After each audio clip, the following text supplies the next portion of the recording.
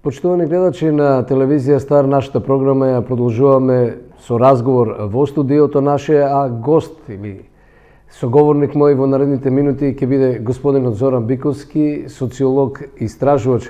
Господине Биковски, добро дојдовте во нашето студио, во студиото на телевизија Стар. Она што е поводот за нашиот разговор е активноста на Сдруженијето ИНИ од Виница, кој има своји специфични цели и одредници на кои се насочува. По оваа прилика, како прво прашање за добредојде било тоа токму некаква лична карта или што во овој период додека постои Сдруженијето ИНИ имавте и активности кон што се стремите во вашите програмски задачи што нормално се дел од милието на Сдруженијето ИНИ? Најпрво би започнал добар ден за гледачите на регионалната телевизија Стар. Сметам дека ова е вистинско место каде што обичниот граѓанин може да ги каже своите забелешки, своите ставови и истовремено да дискутира за предизвиците со кои се соочуваме во источно-планскиот регион. Сдруженијето на граѓани ИНИ и невладината организација ХОП од Македонска каменица заедно имплементираа проект под наслов Граѓанинот е вистински инспектор.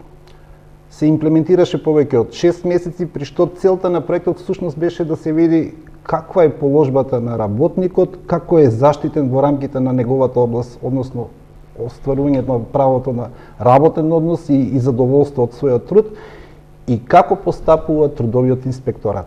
Сега да ги разчленеме овие работи, бидејќи се работи за истражување кое е специфично.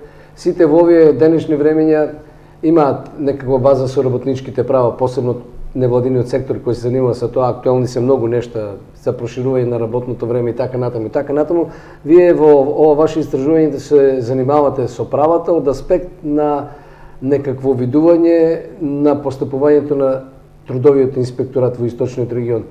Што е различно во ова ваше истражување од другите кои се спроведуваат со слични цели или со слични параметри?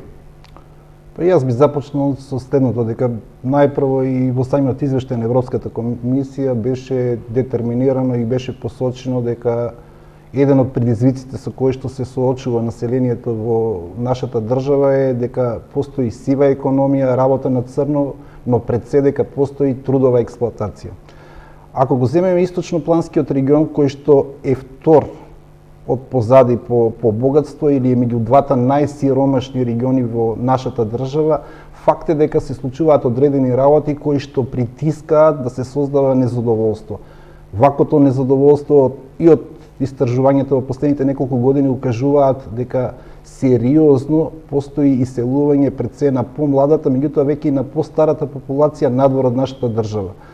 Причините ги гледаме всушност. Ако порано зборувавме дека имаме недостаток на работни места, сега имаме доволно број понудени работни места, меѓутоа очигледно е дека истите работници не се добро платени, односно не се соодветно платени согласно нивниот труд. Ако ја земеме фактичката состојба во делот на заштита на работничките права, можеме да кажеме следното. Сојуз на синдикати на Македонија ги затвори своите канцеларии во Берово, Пехчево, Делчево, Македонска каменица, Виница, Кочани. Штип остана само канцеларија во Пробиштип. Кој е тој што ќе ги штити работничките права? Од друга страна, заложба беше од страна на синдикалните организации или трипартитното партнерство, тоа е Министерство за труд, работодавачите и синдикатите, секаде да се отворат синдикати во поголемите фабрики и така натаму со цел да можат тие синдикално да се организираат. Гледаме дека оваа приказна не успеа. Трето беше дека во секоја општина мора да се отворат економски социјални совети каде што ќе учествуваат институциите на локално ниво, граѓанските организации, работодавачите, за да ја следат бизнис климата, да ја елиминираат сивата економија, да ја елиминираат нелојалната конкуренција, за да имаме благосостојба за работниците, ама од друга страна и добри економски услови за самиот бизнис сектор. За жал и оваа приказна не успеа. Во вакви услови, единствена институција која што по закон постои и е должна да постапува е трудовиот инспекторат. Она што го детектиравме на терен, започнавме најпрво, ако го земеме извештајот на Европската комисија. Меѓутоа, Европската комисија не постои за Македонија и Македонија не постои за Европската комисија. Македонија постои за собствените граѓани. Од нашите роднини, пријатели, комшии, сопруги, гледаме дека се кршат работничките права, а никој не постапува. Тоа беше иницијативата да направиме истражување и да направиме компарација. Како постапува трудовиот инспекторат, колку има представки и доверба кон институцијата и колку има представки попаки кон граѓанскиот сектор како сектор што е поблизок до граѓани. Го насловивте проектот, нели, граѓанинот е вистинскиот инспектор, тоа значи дека во таа тесна комуникација со граѓаните ги добивате вистинските информации, оно што тие го чувствувале или го доживеале. Да. Од друга страна правите компарација со државата низ видокругот или надзорот над трудовиот инспекторат. Да. Колку граѓаните, според вас и вашите сознанија, веруваат во ова што вие го работите? Чинам дека тоа е круцијалниот момент, бидејќи говоревте за општите услови, општо познати кај наш граѓаните, колку во еден ваков систем на истрошени вредности, изманипулирани вредности, ова што вие го работите е веродостојно и е авторитетно за граѓаните? За жал, истражувањето покажуваат повеќе факти.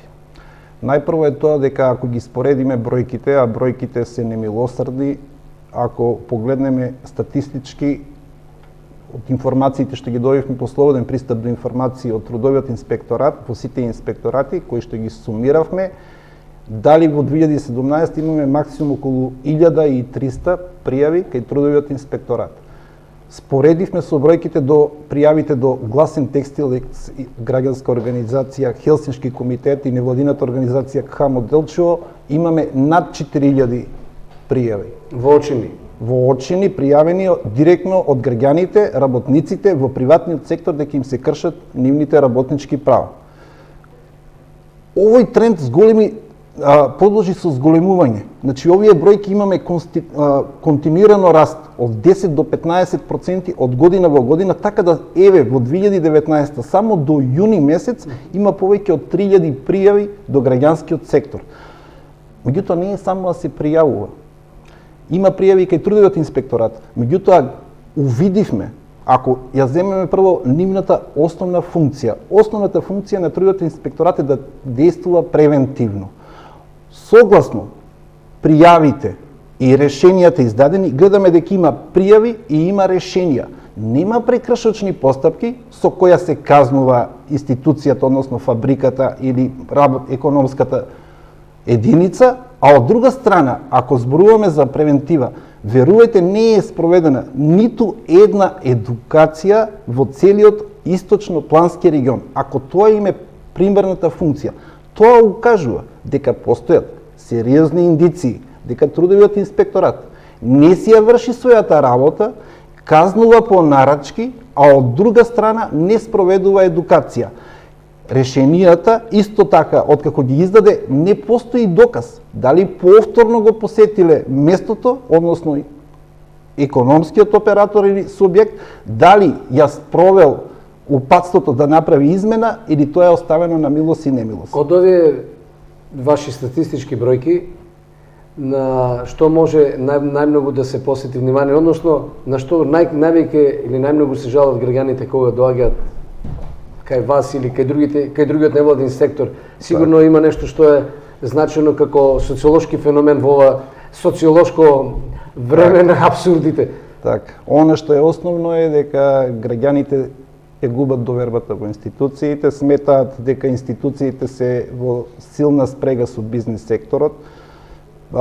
Самиот број на пријави е алармантен, меѓутоа не гледаме некое сериозно постапување или политичка волја да се мониторира или да се донесе специјален закон за постапување на инспекторатите или контрола на инспекторатите. Знаевме дека за таков закон се изготвува, меѓутоа иако е транспарентно, се уште никој го нема видено. Она што е многу поболно е индивидуалните изјави од самите работници и граѓани, е тоа што, например, по примерот во Делчево, кога кидат да пријават дека има прекршено право, работничко право, обично се заплашувани од самите инспектори дека види, ова е приватна фирма, можеби е најдобро да се стрпите, можете да останете без работа, или пак што е уште поапсурдно, постапуваат после 5 или 10 дена, па изготвуваат записник во рок од 10 до 30 дена и додека работникот Поминала годината. поминало месецот и најверојатно може би бил и отпуштен од работа. Сите овие празнини создаваат услови да работникот се чувствува незаштитен и токму заради тоа слободно да пријави кај граѓанскиот сектор, се со цел да граѓанскиот сектор модерира или биде фасилитатор во целиот тој процес. Колку може граѓанскиот сектор, освен да биде гласен, да промени. Наша цел е, преку ваквиот начин на действување, пред се, да извршиме притисок, трудовиот инспекторат, да биде мобилен, да постапува во рок од 3 дена, не во рок од 30 дена, меѓутоа и да уште еднаш да укажеме на одговорните кои што се на национално ниво. Институциите постојат за граѓаните. Не смее да се остави на самоволие и на сериозни индиции на можен подкуп, бизнис влијание или политичко влијание врз институциите одговорни да ги спроведуваат или да ги штитат работничките права. Предмалку рековте дека има еден парадокс кај трудовиот инспекторат. Од една страна ја има улогата на контролор, но воедно и да ги извршува санкционите одредби од Законот за работни односи. Тој тоа не го спроведува. Од друга страна му се наложува помалку да биде и психолог и да биде едукативен систем, односно да се занимава со образование на лицата кои се инволвирани во било каков спор од работен однос. Која е вистинската улога на трудовиот инспекторат? Јас се сложувам дека треба да постапуваат надвор од конспиративните дејности што ги имаат со бизнис секторот во овој дел на Македонија каде што се го извршувале ова. Но која е таа граница на трпеливост за да може вака да се однесува трудовиот инспекторат, кој го плаќаме сите ние граѓани, за да може да не се злоупотребуваат правата на луѓето кои се во работен однос? Значи, вистинската улога на трудовиот инспекторат е да врши едукација и превентива. Кога гледа дека... Тоа нема врска со санкционите или преземањето на мерки за казни, иако и тоа му е дел од Токму така. Кога откако ќе спроведе превентивата и едукацијата и работодавачот не постапи, дури тогаш треба да оди кон прекршочни постапки.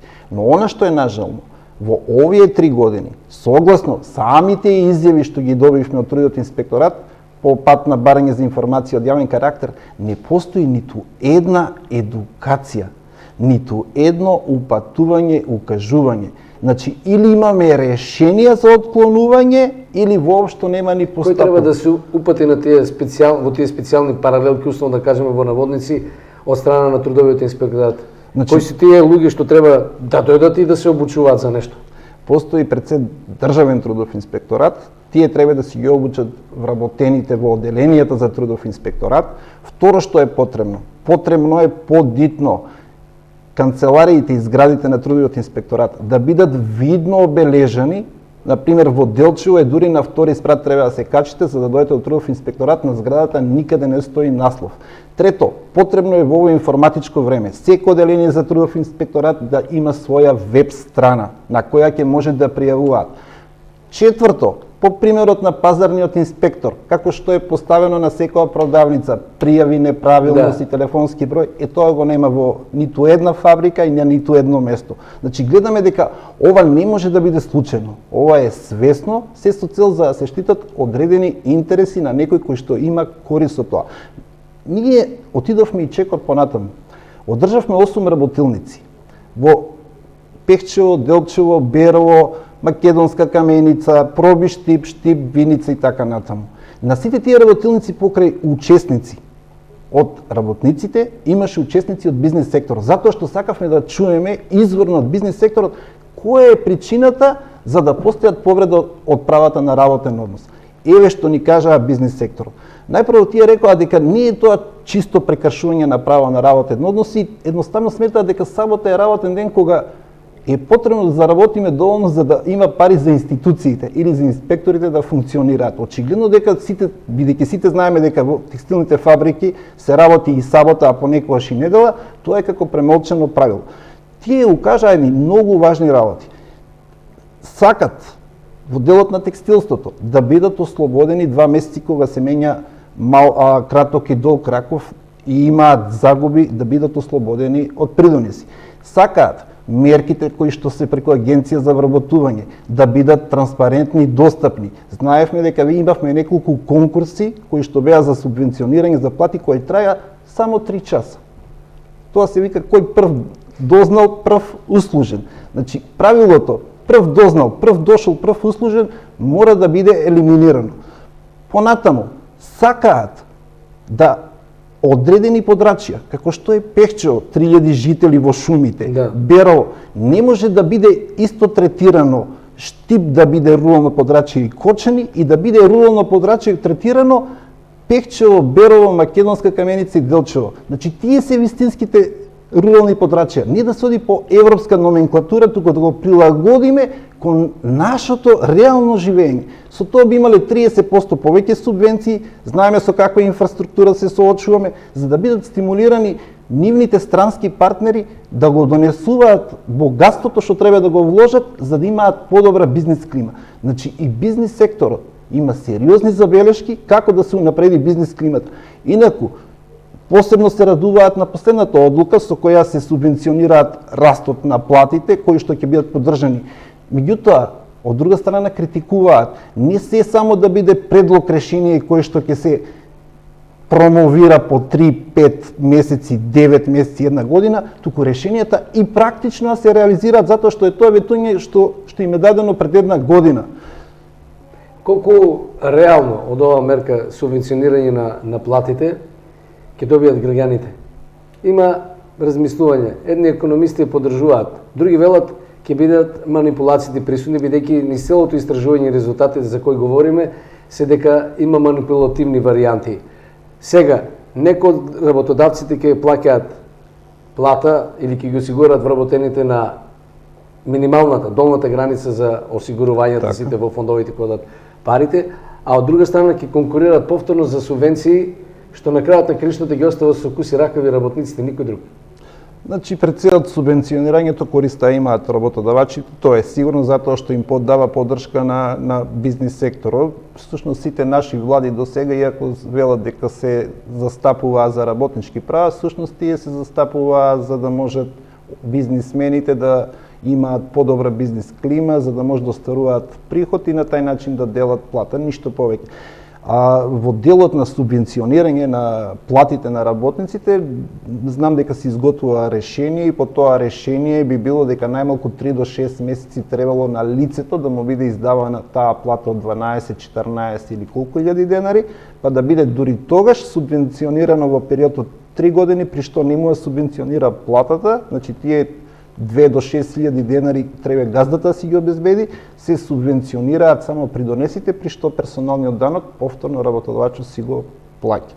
Наша повторна интенција е да го задржиме работникот на самото место, да биде задоволен, да биде достоинствен.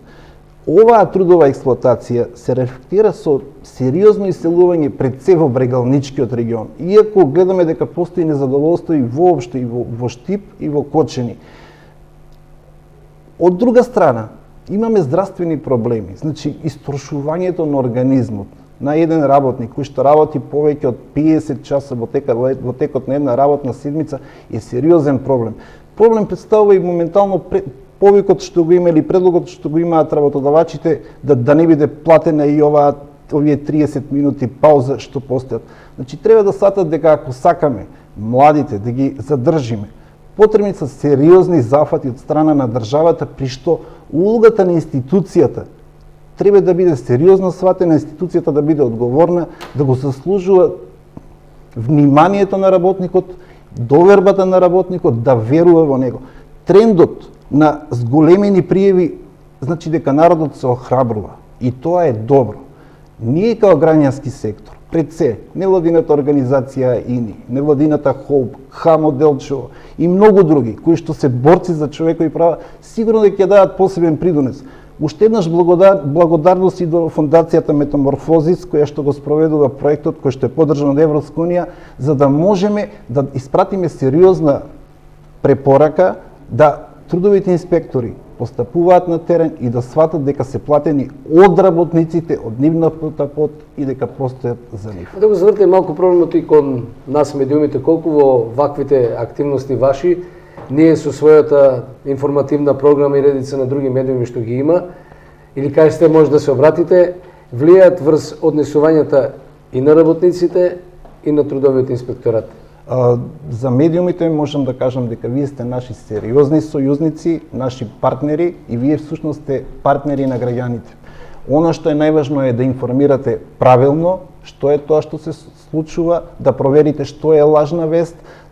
Има начини како се проверат по пат на слободен пристап до информации, да бидете сервис секој за граѓаните, бидејќи на тој начин и медиумските работници ќе имаат повеќе стори, еве ние ќе распишеме дополнително повеќе за истражувачко новинарство, меѓутоа од друга страна граѓанинот и во самиот медиум да гледа сојузник преку кој ќе може да биде гласен и да ги бара промените во општеството. Превршувајќи ова наша емисија, овој разговор во кој насочивме проблемите што се соочите вие во реализацијата на проектот Граѓанинот е вистински инспектор, што би било препорака кон граѓаните, кон луѓето кои се вработени, за да можат во најмала рака да не бидат злоупотребувани, манипулирани, и на тој начин со своите сознанија, односно вашите сознанија да ги користат со цел да работат слободно и да си ги барат правата кои им се со закон препишени? Па наша препорака е пред се до граѓанинот да биде достоинствен, слободно да пријавува. Ние сакаме да порачаме дека токму ова истражување ќе биде доставено и до Европската комисија, меѓутоа ќе направиме и полиси бриф кој што ќе биде доставен и до Министерство за економија, и до Министерство за труд, и до Трудовиот инспекторат, мислам на Државниот трудов инспекторат, да ги земат во предвид нашите забелешки при изработка на новиот закон за работни односи, до Министерство за економија да ги предвидат условите и бизнис климата која што треба да се креира пред себе источнопланскиот регион, затоа што кажавме дека ние сме едни од најсиромашните региони и најважно, граѓанинот заслужува достоинствен живот, нашиот граѓанин во источнопланскиот регион заслужува да остане да живее тука, да твори, да останат нашите деца, сите заедно да живееме затоа што сите ние се сакаме, треба малку повеќе и државата да не сака. Во евентуален случај граѓанинот да има потреба од вас со лични контакти или да ви предочи проблем кој го тишти, каде може да ве барат и да ве најдат елементарни податоци за тоа каде се наоѓа ини, иако рековме дека е во Виница, но сигурно имате некакви можности за контакти. Ние ќе оставиме овде и во редакција ќе оставиме телефонски контакти, позната е и веб страната на Хелсиншки комитет, Бошти гласен текстилец во Делчево, невладината организација КХАМ. Ова е всушност мрежа од граѓански организации кои што можеби работат и на друго поле, меѓутоа сите тие работат за основните човекови права, бидејќи збориме за повреда на основното човеково право, правото на труд и правото на резултатите од трудот. Јас ви благодарам што бевте гости на програмата на телевизија Стар. Почитувани гледачи, ви благодарам за вниманието. Продолжите натаму да ја гледате нашата телевизија Стар.